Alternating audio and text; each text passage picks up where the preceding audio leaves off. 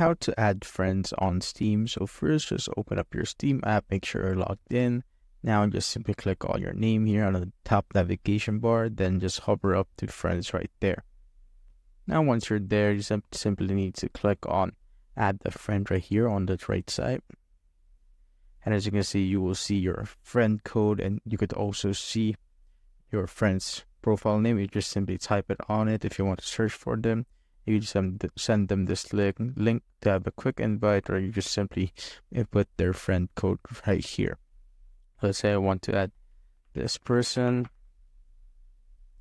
and just wait for it to load. So if they're not popping up, maybe because they haven't spent $5 or Steam yet on Steam yet, since to basically add friends you need to have spent, like, I think it was $5 so that you could add friends.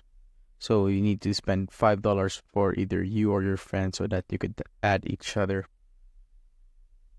Though even though you can't add each other, you could still always play just by inviting them to the game. But for Steam, and for Steam only, that's the prerequisite. So you have to spend $5 at least so that you could add someone.